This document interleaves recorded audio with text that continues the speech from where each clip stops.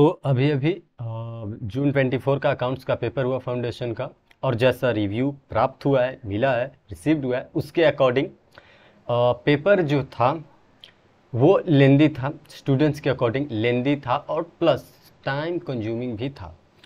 मतलब time consuming in sense कि कुछ ऐसे क्वेश्चंस थे जो रह गए, या फिर उसमें ज़्यादा टाइम लग गया, ऐसे क्वेश्चंस भी थे। तो पेपर जो लेंदी था और टाइम कंज्यूमिंग था। हालांकि आप अपना रिव्यू ज़रूर बताना आपका पेपर कैसा गया। और न्यू क्वेश्चंस जो थे, न्यू क्वेश्चंस भी देखे गए पेपर में।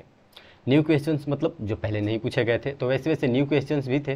ठीक है, न्यू क्वेश्चंस के अलावा कुछ कुछ डिफ़िकल्ट क्वेश्चंस भी थे। डिफ़िकल्ट क्वेश्चंस मतलब वैसे क्वेश्चंस जो मतलब कंप्लीटली सोल्वेबल थे ही नहीं, मतलब पहली बार नहीं आया, पहले भी आया लेकिन डिफ़िकल्ट था थोड़ा सा, उसके लिए ज़्यादा प्रैक्टिस की ज़रूरत थी। और कुछ कुछ ऐसे भी थे जो पहली बार आया था, उसमें तो कहना ही नहीं है। मतलब पेपर जो था वो अच्छा खासा लेंदी पेपर था, पूरी तरीके से टफ नहीं, लेकिन मॉडरेट भी नहीं कहा जा सकता, थोड़ा सा डिफिकल्ट था। 2-3 क्वेश्चंस की वजह से वो पेपर थोड़ा सा हार्ड की तरफ जो है कुछ स्टूडेंट्स के लिए शिफ्ट हो गया। हालांकि मेजॉरिटी ऑफ स्टूडेंट्स से जो अभी तक रिव्यू मिला उसके अकॉर्डिंग वो 60 to 80 के बीच में सोल्व किए हैं। मेजॉरिटी ऑफ स्टूडेंट्स की बात कर रहा हूँ, रिव्यू जो लोग दिए हैं।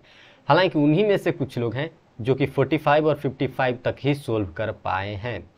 ठीक है, अब ये लोग सोचेंगे कि मैं तो 45 और 55 ही अटेम्प्ट किया हूँ, तो मैं तो बिल्कुल फेल होने के कगार पर हूँ। ऐसा नहीं है।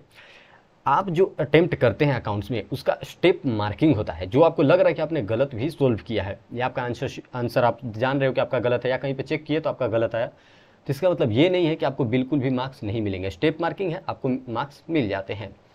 ठीक है, तो पैनिक होने की ज़रूरत नहीं है, आपके पास स्टेप मार्किंग है, आप आराम से पास हो जाएंगे। ठीक है, अगर 50-60 के बीच में अटेम्प्ट किए हैं तो, और मेजॉरिटी ऑफ क्वेश्चंस करेक्ट होनी चाहिए। और बताइएगा ज़रूर कि आपने कितना अटेम्प्ट किया था। हालांकि मैं फिर से आपको बता दूं कि बहुत सारे स्टूडेंट्स हैं जो ये मान रहे हैं कि पेपर जो था इस बार का वो लेंदी पेपर था और टाइम कंज्यूमिंग भी होता है। यार, 1-2 क्वेश्चन जो है वो डिफ़िकल्ट हमेशा डालती है, ऐसे इस बार जो है वो थोड़ा सा ज़्यादा था क्योंकि न्यूली एडेड चैप्टर्स थे, और 2-3 क्वेश्चंस वो बिल्कुल डिफ़िकल्ट क्वेश्चंस थे। डिफ़िकल्ट क्वेश्चंस और मटेरियल के भी क्वेश्चंस थे। मैं बोल रहा हूँ ये एक चीज़ मेंशन करना कि मटेरियल के भी क्वेश्चंस थे। ठीक है, मटेरियल के क्वेश्चंस थे। और लेंदी और टाइम कंज्यूमिंग, फिर से मैं बार बार उसी पे रहूँगा, ये कि लेंदी था और टाइम कंज्यूमिंग था। ये चीज़ें आपको माननी ही होगी, क्योंकि ये बहुत सारे स्टूडेंट्स बोले हैं कि सोल्व करते करते टाइम कब ख़त्म हो गया पता नहीं चला, लेंदी होने के कारण, और उसी वजह से जो टाइम है वो ज़्यादा कंज्यूम हो गया।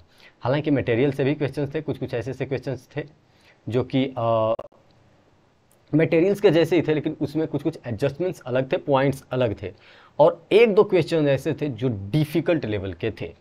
ठीक है, कौन कौन से क्वेश्चन थे, क्या थे, वो सब चीज़ मैं अगली वीडियो में आपको दिखाऊंगा, और कहाँ कहाँ पे आपको स्टेप मार्किंग मिलेगा वो भी बताऊंगा, और किस क्वेश्चन में आपको कितना मार्क्स मिलेगा वो भी बताऊंगा। क्योंकि आप जितना सोल्व किए होंगे उसके अकॉर्डिंग ही मैं बताऊंगा कि हाँ, अगर ये स्टेप आपने किया है तो इतने मार्क्स, अगर ये स्टेप गलत है तो इतने मार्क्स कटेंगे। हर चीज़ मैं डिस्क्लोज कर दूंगा क्वेश्चन पेपर आने तक। हालांकि आया है, अभी अगले वीडियो में उसको बताऊँगा। और टेंशन बिल्कुल नहीं लेना। और 60 to 80 के बीच में बहुत सारे स्टूडेंट्स हैं, 60 to 80, और स्टेप मार्किंग आपका अवेलेबल है। इसलिए मैं कहूँगा कि अगर आपने 50 तक भी अटेम्प्ट किया, जिसमें आपको पता है कि आपने मेजॉरिटी ऑफ क्वेश्चन सही किया है, और इसकी टेंशन मत लेना कि कहीं पे कट लगा दिया ये वो तो पेपर जो है वो ख़राब हो गया, उससे मतलब नहीं होता। प्रैक्टिकल पेपर है, यहाँ पे स्टेप देखी जाती है कि हाँ आपने सोल्व किया या नहीं। ठीक है, और आपने कितना अटेम्प्ट किया ज़रूर बताना, मेंशन करके जाना। ओवरऑल पेपर जो था वो लेंदी था, टाइम कंज्यूमिंग था, हार्ड भी कह सकते हैं, लेकिन हार्ड कर देंगे तो ऐसा हो जाएगा कि बिल्कुल भी सोल्वेबल था ही नहीं। तो लिटिल बिट हार्ड भी था, एवरेज बिल्कुल नहीं था, एज यूजुअल पेपर से थोड़ा सा हटके था। ठीक है, ओके। अगले पेपर में मैं इसके सॉल्यूशंस को डिस्कस करने की कोशिश करूंगा। हालांकि पहले मैं स्टेप मार्किंग आपको बता दूंगा। ओके, धन्यवाद।